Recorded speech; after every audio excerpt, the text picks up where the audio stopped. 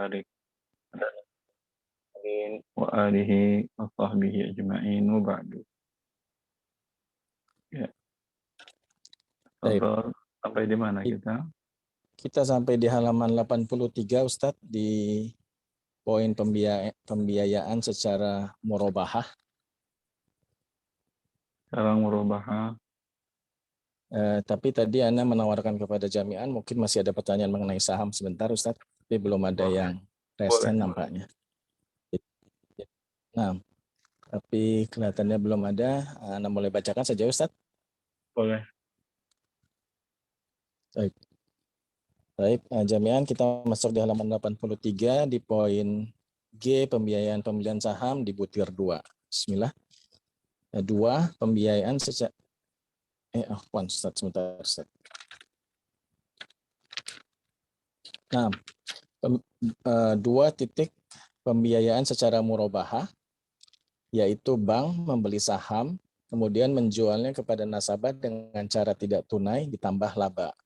Ini hukumnya mubah karena termasuk B, murabahah. Ini Membeli saham atas. Sebentar, ini kita sampai di mana? Pembiayaan secara murabahah, menjualnya ke nasabah murabahah. Ini pembiayaan pembelian saham itu kan Salah ya? Ustaz. Hah? Ustaz Afwan, Anda Zakatnya salah. udah, zakat Halaman saham udah. Ya itu. Di atas zakat saham Ustaz, di halaman 82, Afwan. Di perusahaan mubah Ustaz. Perusahaan mubah nomor 2, nomor 1-nya perusahaan haram. Perusahaan Mudah haram. ya? Perusahaan haram mudah kan? Nah, sekarang Perusahaan mubah. baik. Padahal silahkan. Izin anak ulang. Bismillah.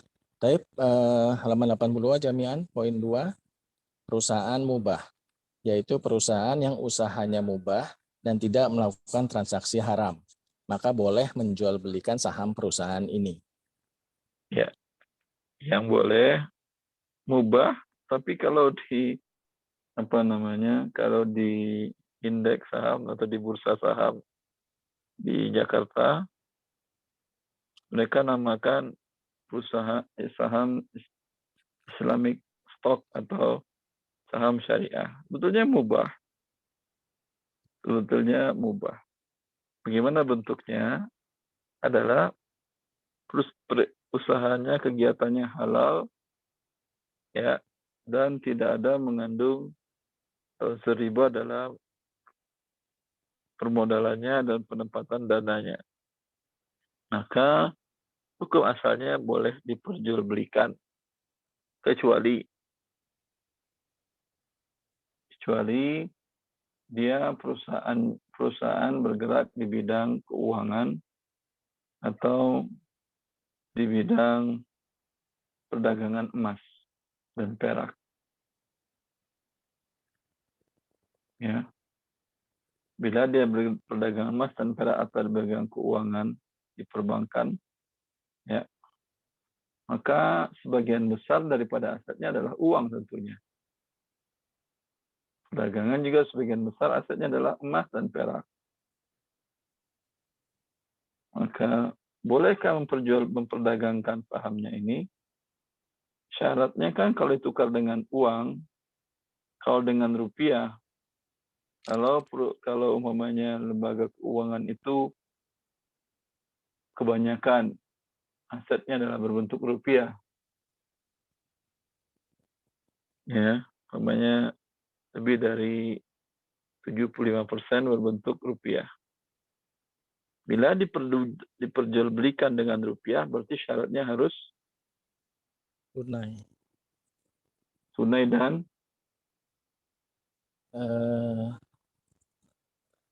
sebentar Ustaz, itu berarti tunai dan sejenis kalau tunai dan seukuran kalau satu jenis Ustaz.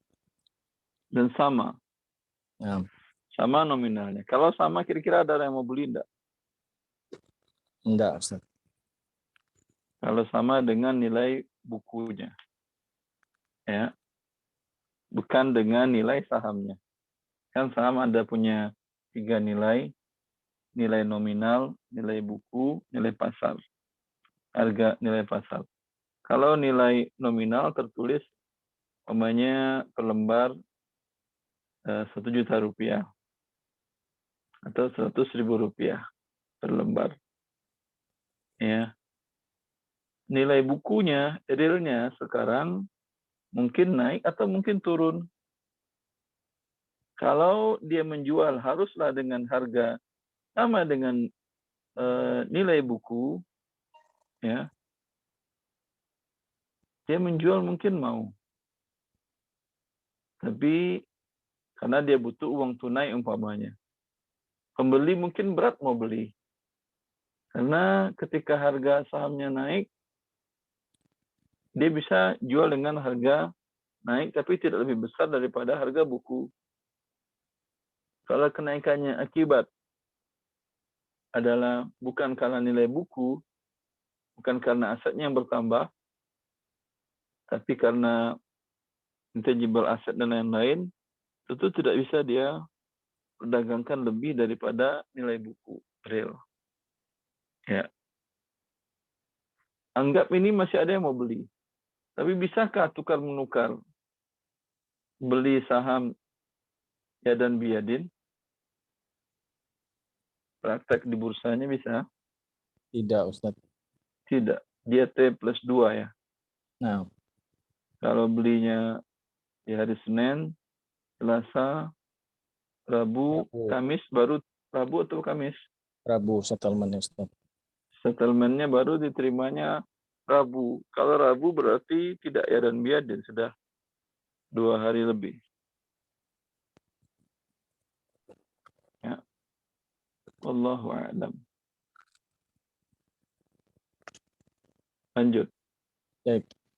Tafadhol bagi yang ingin berinteraksi mengenai materi yang sedang kita bahas untuk raise hand. Sambil menunggu, ini ada yang chat Ustadz sebentar.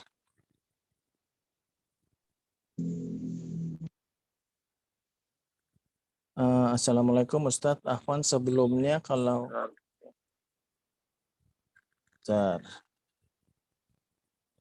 saya ingin bertanya Ustadz, apakah trading saham itu diperbolehkan menurut hukum Islam? Karena ada yang mengatakan tidak boleh karena goror.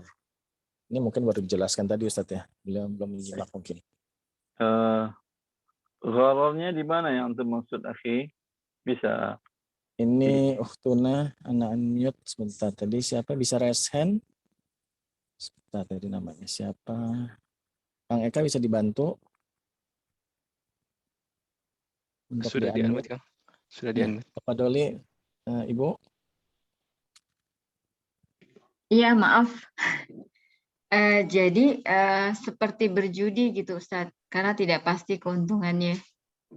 Ibu, Demikian. Ibu, Maaf ya, bentar, saya Tidak ada masalah, diskusi Jangan aja. ditutup Ibu, jangan ditutup. Jangan ditutup. Kalau Ibu sebagai pedagang, karena ada anak-anak saya suaranya kenceng banget, maaf. Baik. kecilin aja volumenya, biar Ibu mendengar, bisa jawab nanti. Kalau umpamanya Ibu seorang pedagang, beli barang, ya, untuk dijualkan, apakah Anda yakin pasti terjual barangnya? Nampaknya di mute. Ya, baik.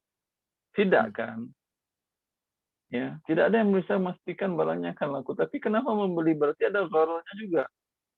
Kalau belajar dari awal, kita membedakan, para ulama membedakan antara gharar dengan mukhatarah. Gharar itu tidak jelas. Kalau mukhatarah, spekulasi tidak jelas nantinya, tapi pada saat bertransaksi jelas. Itu tidak ada masalah, boleh. Semua para pedagang, bahkan dia adalah spekulan. Dia beli sayur jam 3 subuh di pasar induk. Jam 12 zuhur tidak laku, itu tidak akan ada yang beli lagi. Paling dia berikan kepada tetangga-tetangganya. Ya, kan gharar, bukan gharar itu. Harganya jelas, barangnya jelas. Yang terjadi adalah mukhatarah, spekulasi, mungkin untung, mungkin rugi. Ini dalam syariat boleh, tidak ada masalah. Jelas? Kalau yang Anda maksud dengan seperti tadi, mungkin untung, mungkin rugi, itu namanya bukan gharar, itu namanya mukhatarah. Apakah hukumnya haram? Jawabannya tidak, bila tidak ada ghararnya. Pada Baik, saat Ustadz. transaksi barangnya jelas. Ya, Baik, jelas. Alhamdulillah. Terima kasih Ustadz atas penjelasannya. ya. Mungkin ada yang berpendapat, Ustaz, itu kan kita beli saham, kita kan nggak tahu ya perusahaannya seperti apa. Ya. Ya kalau Anda tidak tahu ya cari tahu, kan mereka melaporkan apa namanya prospektus perusahaannya ada ketika mereka IPO, ya bahkan laporan keuangannya berkala tahunan atau per triwulan sih. Prospektus laporan triwulanan bisa, Ustaz? Ada per triwulan. Ya. Berarti Anda membeli saham umpamanya sekian lembar. Sekian lembar itu anggap umpamanya sebanyak 1 per 1000 atau 1 per sejuta. 1 lembar itu kepemilikan Anda di perusahaan itu 1 per sejuta. 1 per sejuta ini mewakili apa? Anggap harganya umpamanya Rp500.000. Mewakili apa ini? Anda mewakili kepemilikan kalau dia umpamanya bergerak di bidang produksi, berarti ada mesin, ada tempat produksi, ada bahan baku yang diolah, ada intangible asset seperti royalti, produk, pembuatan produk, ya, ada barang yang sudah diolah, ada yang sudah terjual, ada berbentuk uang, ada yang pembayarannya dengan hutang, ada piutang berarti, ada juga perusahaan itu membeli bahan baku dengan pembayaran hutang, berarti juga ada hutang, itu kan jelas. Ya, itu kan jelas. Sehingga tidak terlarang gharar seperti ini. Sama juga Anda beli rumah. Anda beli rumah sudah jadi, tahu Anda isi dindingnya seperti apa? Batanya warna merah atau bata blok? Ya. Kemudian apanya lagi? Tahu Anda adukan plesterannya, banding berapa antara pasir dengan semen dan air? Ya. Tidak, Kan Ustaz. itu kan tidak kelihatan. Apakah itu menjadi terlarang? Ghararnya iya ada gharar, tapi ghararnya sedikit. Biasanya bangunan Anda ketika membeli rumah itu tentu ada blueprint-nya. Kalaupun tidak ada blueprint, ya, tapi dia bisa menggambarkan ini batanya dulu apa, Pak? Dia sampaikan. Fondasinya batu kali kah atau batu biasa? Dia sampaikan batu kali, Pak, kata dia. Ya. Dan Anda lihat, iya, kuat, kokoh. Karena umpamanya dia di tempat yang agak tanahnya sedikit gambut. Tapi subhanallah, ya tidak ada retak-retak. Ini berarti fondasinya betul batu kali, bukan bata merah umpamanya. Walaupun ada gharar, tapi gharar yang dimaklumi dan gharar yang sedikit dibolehkan. Ada yang bertanya lagi seputar ini? Karena biasanya ghararnya itu di situ. Biasanya mereka mengatakan sebagian orang-orang yang tidak membolehkan jual beli saham itu, mereka mengatakan ghararnya tidak jelas. Saat kita beli kertas doang, nanti kertasnya nambah, harga rupiahnya turun, kita tidak tahu. Yang nggak tahu bukan berarti tidak jelas. Yang tidak tahu, Anda tidak mau tahu. Kalau Anda mau cari tahu, bisa. Mereka menjelaskan di prospektusnya itu, sekarang dia mewakili apa saham Anda itu. Masih ada pertanyaan? Atau kita lanjut baca. Baik, Ustaz. Jazakallah khairan atas penjelasannya. Semoga bermanfaat bagi yang bertanya. Silakan Ustadz menawarkan bagi yang ingin bertanya mengenai perihal tadi, saham. Boleh raise hand. Baik, sambil menunggu raise hand, Anda lanjutkan dulu, Ustadz. Silakan.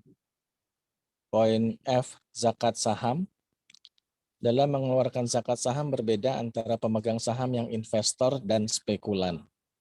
Investor yaitu orang yang membeli saham dengan tujuan mendapat laba tahunan perusahaan. Jika perusahaan tersebut mengeluarkan zakat, maka dia tidak perlu lagi mengeluarkan zakat, karena zakat perusahaan adalah zakat dia. Namun jika perusahaan tidak mengeluarkan zakat, maka dia wajib mengeluarkan zakat dengan cara mengeluarkan 2,5% dari nilai buku. Bentar, nilai buku yang mana? Tentu Anda lihat perusahaannya bergerak di bidang apa. Ya. Bila di bidang jasa, berarti yang terkena zakat apa di bidang jasa?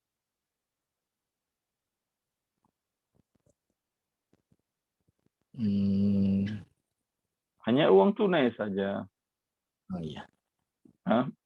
Perusahaan jasa ada menjual barang? Enggak Tidak. kan? Kalau itu kan perusahaan dagang. Berarti hanya uang tunai. Anda lihat laporan keuangannya, ya, berapa yang berbentuk uang tunai, ada juga aset yang bukan didagangkan seperti umpamanya ada ATK, ada AC, ada segala macam, ada sewa sewa gedung yang belum selesai, itu kan dihitung penyusutannya. Ya, Anda lihat berapa persen dari seluruh aset, dari seluruh laporan keuangannya itu yang berbentuk uang. Anda umpamanya 70%. 70% dari saham yang Anda pegang kalau sudah sampai nisab. Umpamanya Anda pegang saham Anda ini, saham yang Anda beli nilainya 100 juta rupiah, berarti sudah sampai nisab. Sudah 1 tahun. Sekarang Anda lihat, ya, 70% dari 100 juta Anda ini sekarang nilai bukunya berapa saham Anda? Sebanyak, anggap umpamanya sebanyak 100 lembar, 100 juta. Sekarang naikkah atau turun? Anggap naik, alhamdulillah. Menjadi 120 juta. Anda ingin berzakat. 120 juta, berapa yang terkena zakat? Tadi 70% kan ya? 120 juta, 70%-nya berarti 84 juta. 84 juta. 84 juta kali 2,5%. 40 juta, 84 juta sekarang sampai nisab kan ya? Sampai ke 85 gram Mas.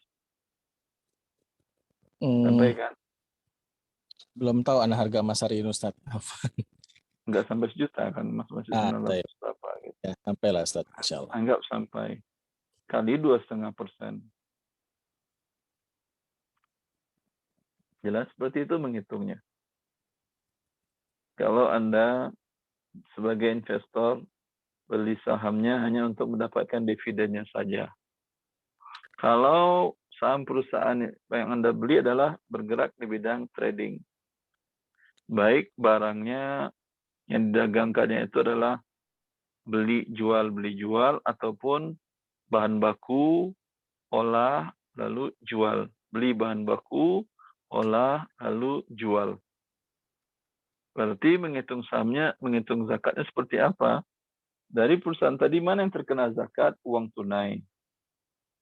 Terus barang dagangan. Barang dagangan berarti mulai dari bahan baku. Karena bahan baku akan dijual setelah diolah. Dan ada barang jadi. Tadi yang berbentuk uang, ada uang cash, ada piutang lancar, ya, itu dimasukin. Kemudian bahan baku dihitung berapa rupiah, ada yang sudah diolah, yang belum laku, sudah diolah, belum laku, berapa nilai modalnya. Kemudian ada barang yang sedang diolah dan belum selesai, ada yang 75%, ada yang 50%, ada yang 30%, ada yang 10%. Berapa pada saat itu modalnya sudah. Ya, masing-masing dihitung, digabung semuanya. Sama piutang yang lancar tadi dari pembeli barang dari mereka. Digabung, ditambahkan dengan uang, tambahkan dengan uang cash, ditambah dengan piutang lancar, digabung semuanya. Hasilnya dikurangi utang. Namanya perusahaan seperti ini tentu ada hutang. Ada hutang, umpamanya hutang bahan baku. Ya, dikurangi hutang, hasilnya dikalikan dengan 2,5%, itu yang dikeluarkan zakat dari saham tadi. Ya, Anda bagaimana cara menghitungnya? Seperti tadi, ada aset seperti barang produksi itu tidak terkena zakat. Anda lihat nilai dari unsur-unsur yang terkena zakat tadi, dari keseluruhan aset perusahaan itu umpamanya adalah 80%. Yang 20% berbentuk umpamanya alat kerja yang tidak diperjualbelikan dan tidak ada zakatnya. Makanya 80% saja. Anda punya berapa lembar, berapa nilai rupiahnya, kemudian dikalikan 80%, dikalikan 2,5%. Bila 80% itu sampai nisab, berarti kali 2,5%, segitu yang dizakatkan. Cukup jelas cara menghitungnya, akhi? Insya Allah cukup Ustaz. Di kelas zakat Ustaz. Masya Allah. Masya Allah. Lanjut. Baik. Silakan jika ingin ada yang bertanya. Dari tadi belum ada yang raise hand mungkin ya. Tidak usah ragu untuk bertanya dengan Ustaz. Kalau kajian tiba ini biasanya bincang santai tapi serius. Baik. Poin 2 dari zakat saham. Spekulan yaitu orang yang menjual belikan saham. Ya, Spekulan trader yaitu ya. nah, Anggap trader spekulan. lah bahasa sekarang. Baik. Spekulan atau trader yaitu orang yang menjual belikan saham. Maka dia mengeluarkan zakat saham seperti zakat harta perniagaan.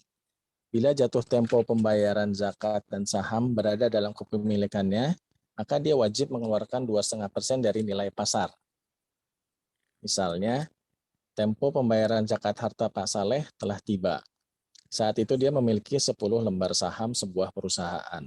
Nilai buku selembar saham Rp200.000, sedangkan nilai pasar Rp500.000. Jika Pak Saleh sebagai investor, maka zakat sahamnya 2,5% dari Rp2 juta sama dengan Rp50.000.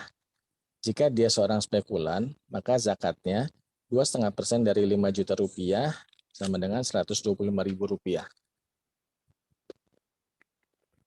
Jelas itu. Coba.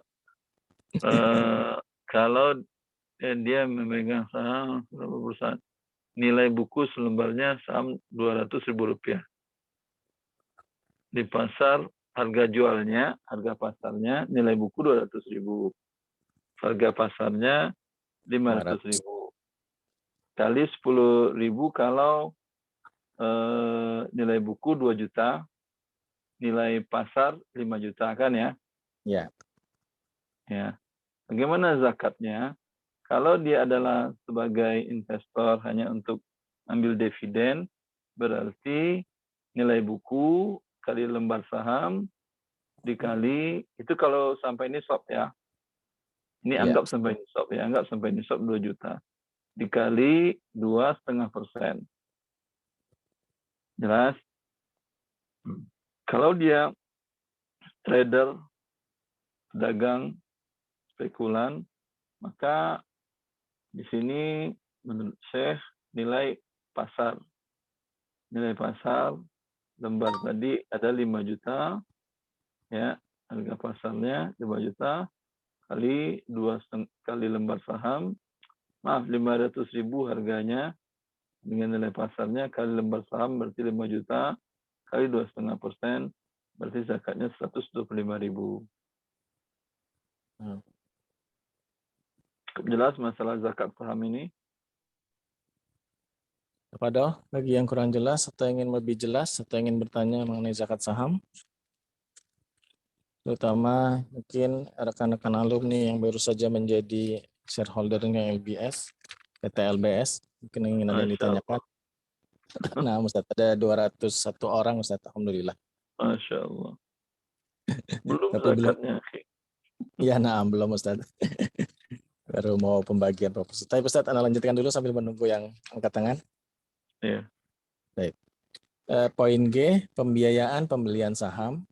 Sejumlah bank memberikan pembiayaan kepada investor untuk membeli saham melebihi dana yang mereka miliki di bank tersebut. Pembiayaan ini terbagi dua. Satu, pembiayaan secara kredit, yaitu bank memberikan kredit kepada nasabah untuk membeli saham. Transaksi ini hukumnya haram, karena hakikatnya adalah kredit berbunga. Dua, pembiayaan secara murabahah, yaitu bank membeli saham, kemudian menjualnya kepada nasabah dengan cara tidak tunai ditambah laba. Ini hukumnya mubah karena termasuk B, murabahah. Ya, tentu tergantung jenis sahamnya lah. Kalau saham lembaga keuangan boleh dimurabahahkan? Tidak, Ustaz. Kan karena syaratnya harus ada dan biadin. Nah, nasiah, Ustaz. Murabahahkan tidak ada dan biadin. Buat nasiah. Atau saham umpamanya perusahaan UBS, nama perusahaan yang pedagang yang jual emas rantakan, UBS namanya kan ya? Anak-anak Usaha berkat bersama atau berkat bersama, apa enggak tahu nah. Tapi selain Antam, kalau Antam kan selain emas, mereka juga ada tambang yang lain, ada besi. nikel dan lain-lain. Dia perusahaan aneka tambang. Kalau perusahaan-perusahaan yang khusus untuk emas seperti UBS umpamanya, andai dia masuk umpamanya IPO, masuk di bursa, ini tidak bolehlah dijual belikan sahamnya dengan cara murabah, karena dia bergerak di bidang emas.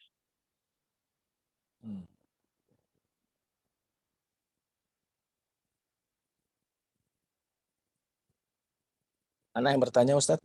Pada Supaya tidak terjadi riba fadl itu syarat aset tunainya itu maksimum 30% kalau nggak salah, Ustaz ya.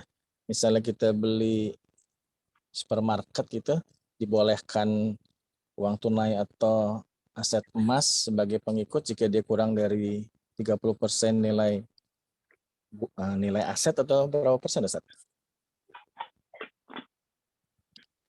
kalau sebuah perusahaan yang memang tidak bergerak di lembaga keuangan dan tidak bergerak kegiatannya di jual beli emas, ya, dan ada asetnya dalam berbentuk uang tunai atau emas, seperti umpamanya perusahaan dagang biasa, dagang material, dan alhamdulillah uang tunainya lebih 50% dari aset perusahaannya. Umpamanya perusahaannya semuanya nilainya 100 miliar, 55 miliar dalam bentuk uang tunai. Apakah harus yadan biadin? Ya, para ulama mengatakan di sini hukum tabi' atau kaidah yughtafaru fit tabi'i ma la yughtafaru fil matbu'. Sebagai pengikut maka dimaafkan sesuatu yang kalau dia tidak pengikut diharamkan. Ya. Berarti uang di sini walaupun dia banyak, walaupun dia lebih banyak daripada yang lainnya. Ya. Tetapi kan statusnya dia bukan perusahaan yang bergerak di bidang keuangan, seperti money changer bukan, lembaga keuangan bukan juga dia, dan juga tidak bergerak dalam perniagaan emas.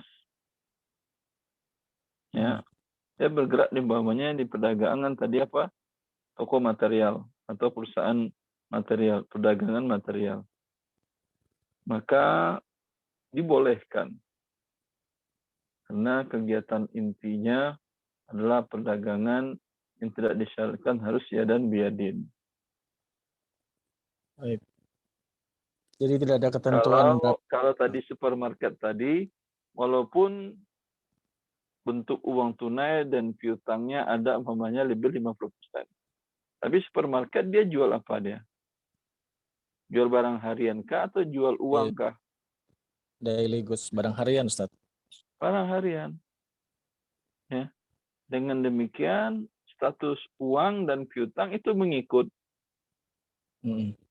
Statusnya mengikut, walaupun jumlahnya lebih dari 50%, ya, tetap dibolehkan dengan cara tidak tunai dan dengan cara tidak sama. Nilai buku perusahaan bergerak bidang retail tadi, umpamanya per lembar sahamnya 1 juta.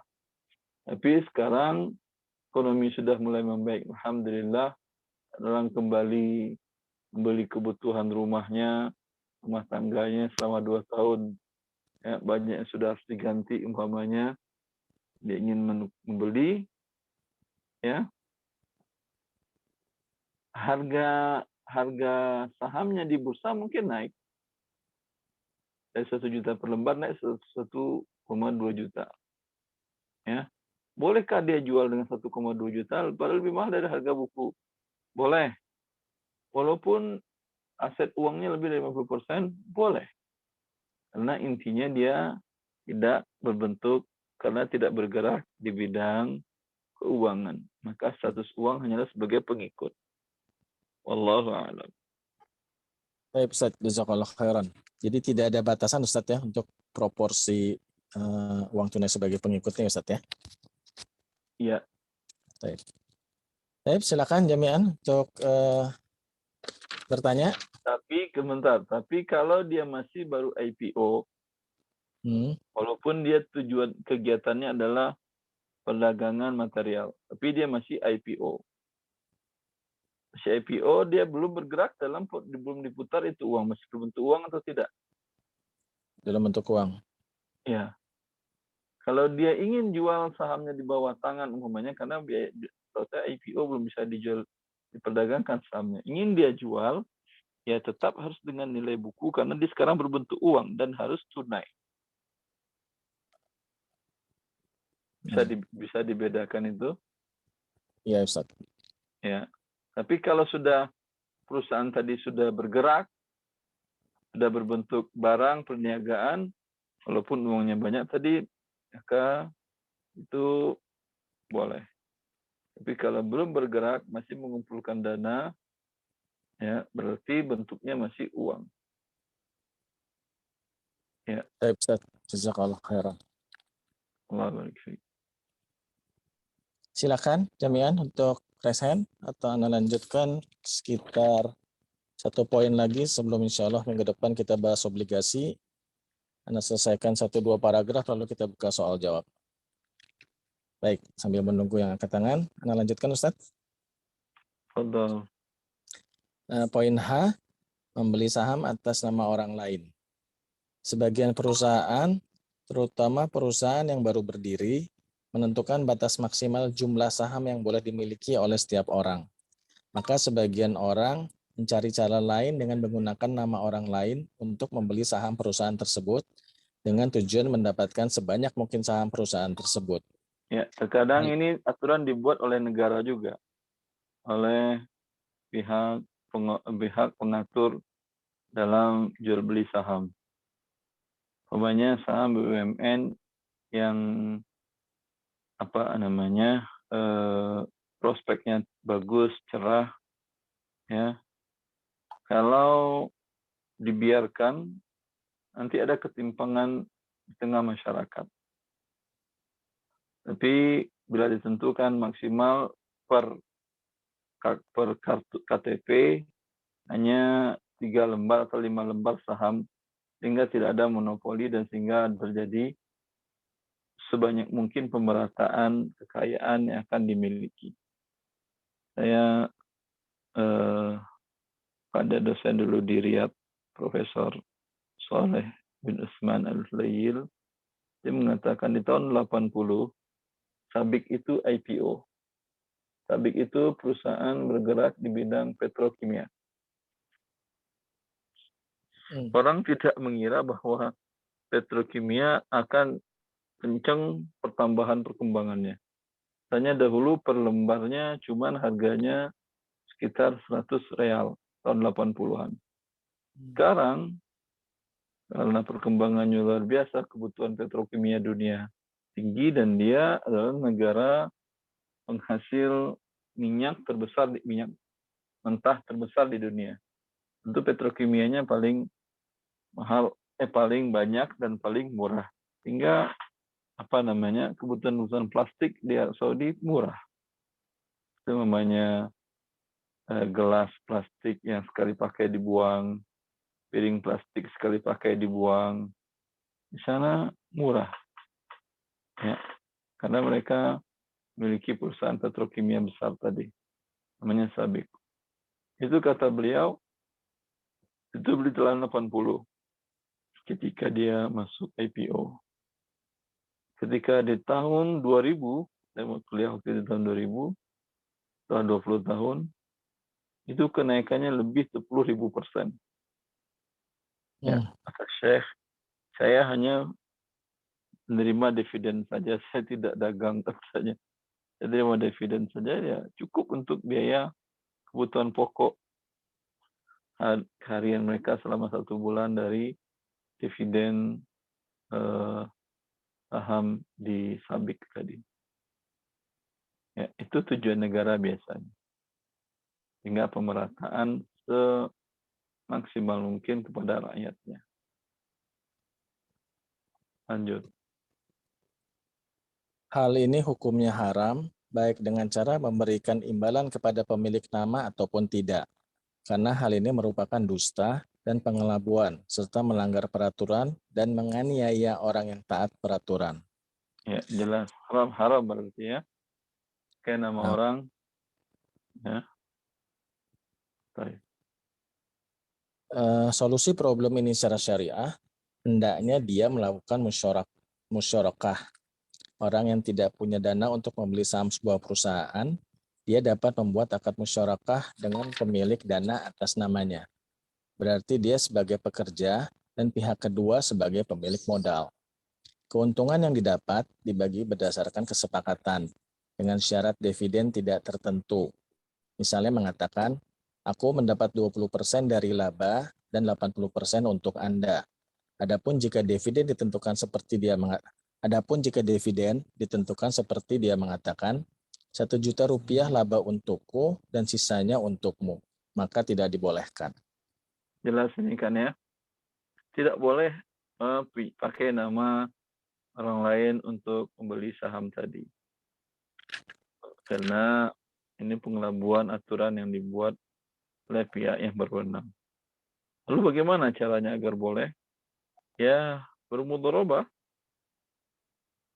Dia yang tidak punya modal untuk beli saham, ya, Anda katakan, ini kita bermudharabah, ini uang saya.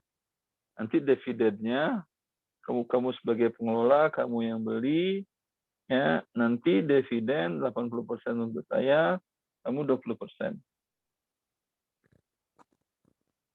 Jelas? Nah. Itu solusinya. Alhamdulillah. Baik. Ustadz, tadi kita mulai 20:05, 20:15 Ustadz. Masih ada 20 menit, apakah Anda buka soal jawab saja Ustadz? Poin obligasi Boleh. kita tentukan secara baik. Sudah ada yang resen, tapi sebelumnya sudah masuk pertanyaan tertulis melalui Ana satu. Semoga bisa interaktif. Anda bacakan Ustadz. Apakah benar diperbolehkan trading saham sistem broker di aplikasi Stockbit sesuai syariah sesuai dengan fatwa MUI nomor 80/DSN-MUI/3 Romawi/2011. Bagaimana pandangan dalam syariat Islam Ustadz? Apakah diperbolehkan? Begitu saya tidak bisa. Saya nggak ngerti apa tadi Stockbit, apa namanya DSN MUI, saya tidak ngerti. Anda sampaikan saja bagaimana mekanisme transaksinya. Jangan Anda sampaikan fatwanya. Sampaikan seperti apa antara Anda pemegang yang ingin beli saham atau menjual saham dengan pihak broker Stockbit atau apalah namanya, ya. Nanti saya akan jelaskan hukum syar'inya. Kalau ada pun seperti yang Anda tanyakan tadi, akan banyak yang saya baca. Akan saya baca Stockbit itu apa, perusahaannya, bidang apa, kemudian bagaimana transaksinya. Saya sendiri mungkin nggak ketemu juga. Baik Ustaz, jazakallah khairan, karena yang bersangkutan ini tidak bisa interaktif, dia melalui YouTube. Sudah Anda sampaikan Ustaz agar bertanya dengan menjelaskan skema, tapi beliau bertanya sekali lagi, makanya Anda bacakan. Mungkin Antum sudah dengar jawaban Ustaz ya, Akhi. Untuk selanjutnya pertanyaan sesuai yang diminta oleh Ustaz. Baik, jazakallah khairan Ustaz. Kemudian Ukhtuna Caya, tafadholi. Assalamualaikum warahmatullahi wabarakatuh, Ustadz. Assalamualaikum warahmatullahi wabarakatuh. Menyambung Kang Ari tadi, tadi kalau nggak salah tentang zakat saham selama bisnis utamanya bukan di uang atau emas, nggak ada batasannya Ustadz ya. Bukan. Itu bukan emas itu dalam perdagangan, bukan dengan Oh iya, zakat. dalam perdagangan, afwan salah Ustadz. Ya. Terus di buku Ustadz yang saya sih kasih cetakan kedua-dua Ustadz. Kalau di sini tulisannya dengan syarat jumlah barang dan jasa tidak kurang dari 30% keseluruhan aset perusahaan. Untuk apa itu? Boleh menjual saham perusahaan yang asetnya terdiri dari barang, jasa, uang tunai, utang, dan surat berharga tanpa harus mengindahkan kaidah penukaran uang dan tidak termasuk riba bai, dengan syarat jumlah barang dan jasa tidak kurang dari 30% keseluruhan aset perusahaan. Keseluruhan aset perusahaan. Karena dengan demikian status Ya, uang berarti 70% bukan berbentuk uang kan ya? Iya. Ya. Tadi saya bilang 70% atau bukan tadi? Tadi sepenangkapan saya nggak ada batasan ya jadi Ustadz, selama bisnis utamanya itu bukan uang atau emas. Apa saya Terus salah? baca tadi yang Anda baca sekarang, lanjutkan. Karena dengan demikian status uang hanyalah sebagai pengikut dalam saham dan bukan tujuan. Cukup sampai di sana aja. Itu satu paragraf berikutnya. Pendapat ini merupakan pendapat mayoritas para ulama kontemporer dan disetujui oleh AOIV. Pendapat selanjutnya ada? Ini pendapat yang kedua, Ustadz. Apa kata yang kedua yang membolehkan itu? Iya, maaf. Dan di Ada akhir pendapat lain?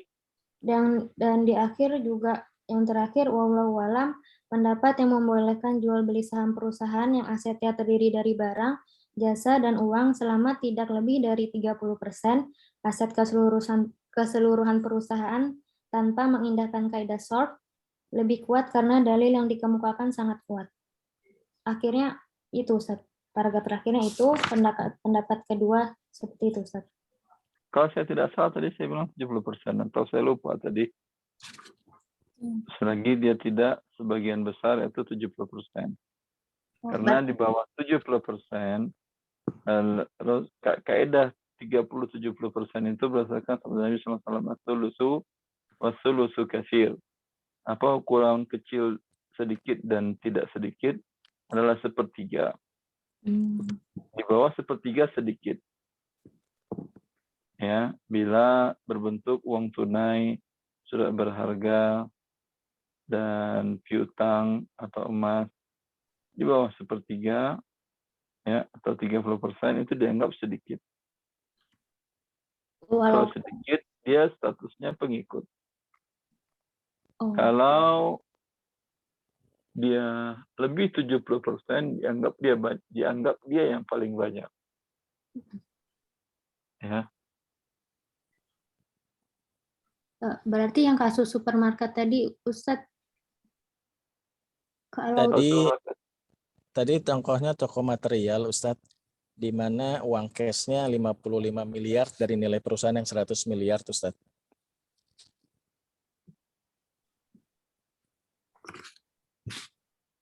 Tadi uang cashnya 55 miliar. Nah, terus nilai perusahaannya 100 miliar. Saya lihat lagi karena fatwa mi'yar terbaru dari IOV tentang bi'udain, jual beli hutang, itu baru keluar beberapa bulan yang lalu. Saya belum selesai membacanya. Ya. Tapi seingat saya kalau saya tidak salah, ketika ada yang bertanya sebuah perusahaan bergerak di bidang jasa dan uang tunai lebih 50%. Kemudian bolehkah dijualkan sahamnya dengan tidak mengindahkan kaidah riba bai'? Saya sempat tanyakan ke Dr. Ahmad Haji, beliau alihkan saya ke Fatwa Bai'uddin dan beliau kirimkan, dan di sana seperti tadi kaidahnya. Kaidah secara 70%.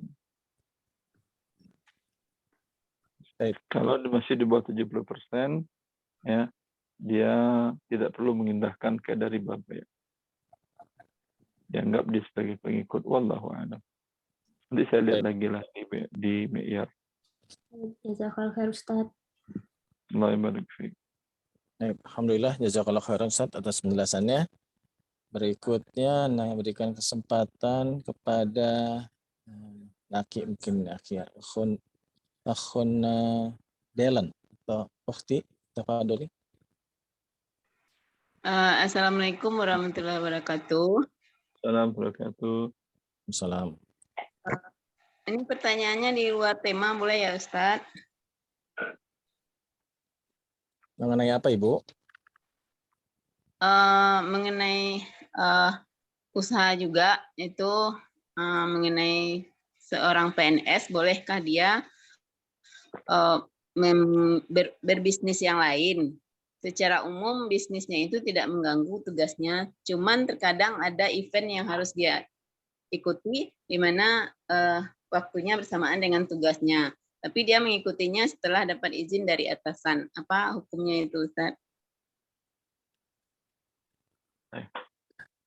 Tafadhol Ustaz, langsung dibacakan oleh beliau. Masya Allah. Baik. Saya tidak tahu aturan PNS. PNS bolehkah membuat bisnis di luar jam kerjanya? Kalau di sebagian negara, seperti di Arab Saudi, saya tahu seorang PNS tidak boleh membuat usaha atas nama pribadi dia. Sehingga yang banyak terjadi, Anda lihat namanya di Mekah, ada toko temwinat, toko minimarket, toko apa, toko baju, segala macam. Itu banyak pakai nama perempuan.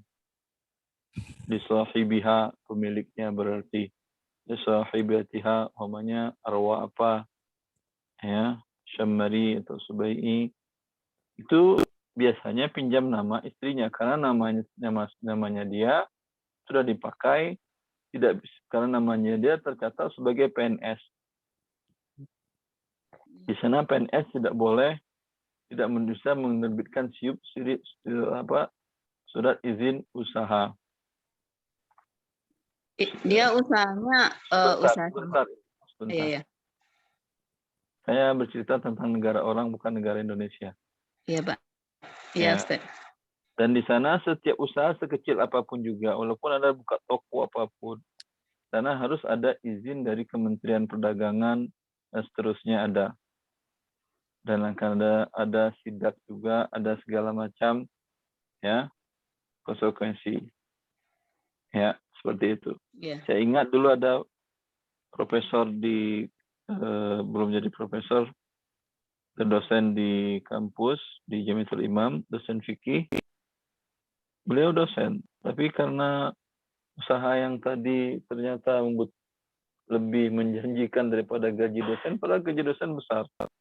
Dia tinggalkan sebagai dosen dan dia sibuk dengan bisnis fashion, baju gamis, shimak, dan lain-lain. Tapi dia tetap masih memberikan kajian-kajian di masjid-masjid. Tapi sebagai dosen, dia keluar dari sebagai PNS. Itu peraturan negara orang. Tujuannya pemerataan seperti tadi. Agar yang sudah PNS, mereka kan sudah dapat gaji yang cukup untuk keseharian mereka. Kalau mereka mengambil alih juga usaha yang izin usaha tadi, akan terhalangi orang-orang yang tidak dapat kesempatan bekerja sebagai PNS. Itu.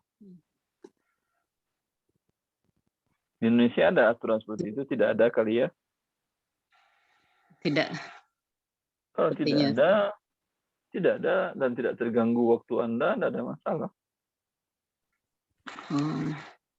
Ya terkadang kan ada eventnya itu bertepatan dengan waktu kerja gitu Ustaz. Jadi Itu haram dia Anda meninggalkan pekerjaan. walaupun sudah izin dari atasan Ustaz. Kalau kasus ini diangkat ke atasan-atasan, akan dipecat nggak atasan Anda? Iya atau tidak? Iya Ustaz. Iya, berarti izinnya sama aja, dan izin tidak ada gunanya. Iya. Karena izinnya untuk kebutuhan bisnis. Iya. Bukan izin karena sakit atau izin karena kepentingan pekerjaan sebagai PNS tadi. Iya baik Ustaz. Baik, cukup ya Berarti Ibu. iya. Baik. Makasih banyak Ustaz. Assalamualaikum warahmatullahi wabarakatuh. Assalamualaikum warahmatullahi wabarakatuh. Jazakallah khairan Ustaz atas penjelasannya. Baik, pada jami'an yang lain, kita masih ada waktu kurang lebih 5 menit. Jika ingin menggunakan kesempatan ini untuk bertanya kepada Ustadz mengenai saham, mungkin terutama rekan-rekan yang tadi Anda sampaikan, ingin bertanya mengenai sesuatu di saham LBS atau mekanisme pemilikan saham. Sebentar Ustadz, ini ada. Kemarin ada yang bertanya Ustadz, kalau di sistem yang LBS ketika sistem penawaran, kapan seorang shareholder atau syarik itu sudah boleh menjual sahamnya Ustadz? Apakah ketika sudah khobar di depan notaris antara LBS kepada syarik ya Ustadz? LBS kan belum melakukan kegiatan. Belum Betul. ada izin dari OJK. Nah Ustadz. Jadi sekarang dia masih berbentuk uang dia. Nah. Kalau Anda jual, silahkan tapi penuhi persyaratan jual beli uang. Mislan bimislin, yadan biyadin. Ya. Nah Ustaz, cukup jelas. Alhamdulillah. Tapi qobat dulu tentunya, tertulis nama Anda, sudah tertulis bisa. Nah Ustaz. Baik, silahkan 1-2 rekan-rekan mungkin ingin Anda bertanya agar dimanfaatkan waktunya. Masih ada 3 menit lagi. Alhamdulillah. Ada juga waktu Nadian, sebentar anak unmute. Atau Kang Eka bisa dibuat sebentar anak unmute. Nah, tafadhol Isti. Ya, Assalamualaikum Ustaz. Assalamualaikum warahmatullahi wabarakatuh. Ingin bertanya tadi Ustaz terkait yang membeli saham barusan, kalau tadi kan harus qobet dulu ya Ustaz. Kemudian nanti ketika sudah qobet, boleh dia menjual ke orang lain dengan tunai. Tunainya itu maksudnya berarti seperti transfer biasa gitu boleh Ustaz? Atau ada cara yang lain? Kalau tunai, tanyakan ke pihak LBS-nya, ini bisa nggak saya jualkan? Gantikan namanya langsung di depan LBS. Paham nggak maksudnya Ibu? Sekarang kan nama X yang di LBS, di perusahaan LBS. Dia akan jual dengan ke Y. Ya, datang dua-duanya ke LBS. Bisakah nama Y sekarang menggantikan X? Kalau kata mereka butuh administrasi 1 hari, berarti tidak bisa tunai. Jelas? Kalau mereka misalnya mengatakan bisa, ya, bisa tinggal diganti namanya, dimasukkan ke sistem, yang satu dibuang, dan Y menggantikan X. Dan di waktu itu juga Y bayar uang ke X dengan mislan mimislin. Berapa nilai bukunya karena dia belum keluar izin usahanya, dia belum ada usaha. Maka asetnya adalah sebagian besar adalah uang.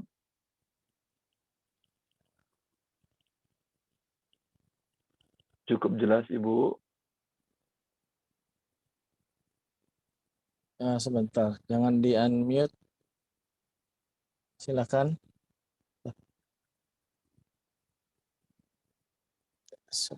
Jangan di mute Ibu. Oh ya baik, Ya. afwan. Kalau misalnya orang lain, Ustadz kan ini misal atas nama X tadi, kemudian dia ingin mengajak orang lain untuk membagi sahamnya itu boleh Ustadz ketika sudah selesai qobd tadi ya berarti? Membagi atau menjual? Tadi menjual, Ibu. Menjual sudah Menjual, selesai. Iya yang menjual sudah. Jazakallahu Ustadz. Sekarang dia ingin menghibahkan Iya, dibagi 2 misalnya seperti itu. sebagian. Iya, betul. Dan memang bisa dibagi, umpamanya Anda beli 10, ingin 5 untuk adik atau saudara, 5 untuk Anda, begitu kah? Iya, betul Ustadz. Ya. Kalau hibah tidak ada masalah, Ibu. Cuman Anda bisa rujuk sebelum dia qobd. Belum tercatat nama dia, Anda masih bisa rujuk. Hanya itu saja. Kalau tetap nama satu orang saja boleh Ustadz, jadi nanti urusannya dengan orang tersebut. Ya, tidak ada masalah juga. Oh, baik. Tapi berarti Anda hibah hanya tidak diserah terimakan kepada dia. Tentu dampaknya bila terjadi sesuatu, dia tidak bisa mengambilnya. Qadarullah, pemberi hibah wafat. Itu dibagi waris kepada ahli waris, bukan kepada yang dihibahkan. Karena dia tidak ada serah terima. Yang serah terima hanya dividennya sajalah yang dapat dia. Ya. Jelas, Ibu?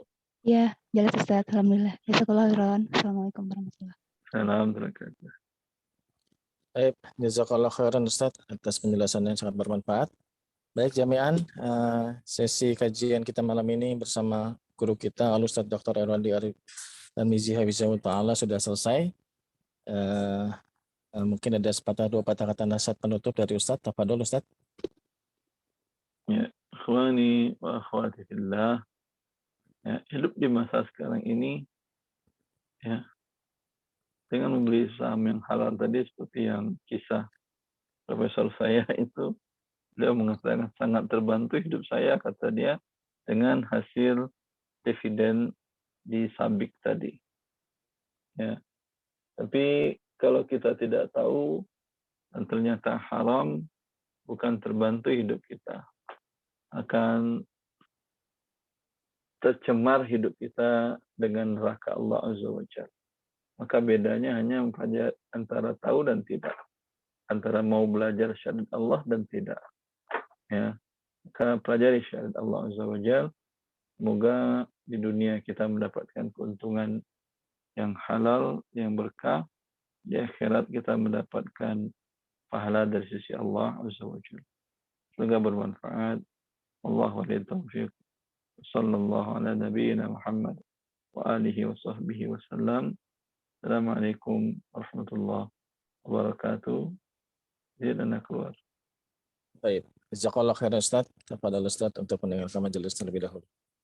Baik jami'an, alhamdulillah kajian kita sudah selesai malam ini. Insya Allah kajian berikutnya dari Tiba Mengaji adalah pada hari Kamis bersama Al-Ustaz Ahmad Zainuddin Al-Banjari Hafizahullah Ta'ala. Kita akan membahas hadis Arba'in untuk hadis ke-38 kalau Anda tidak salah. Kajian malam ini sudah selesai. Izinkan Anda tutup dengan doa kafaratul majelis. Subhanakallahumma wa bihamdika asyhadu an la ilaha illa anta astaghfiruka wa atubu ilaik. Mohon maaf jika ada kesalahan dari kami penyelenggara. Assalamualaikum warahmatullahi wabarakatuh.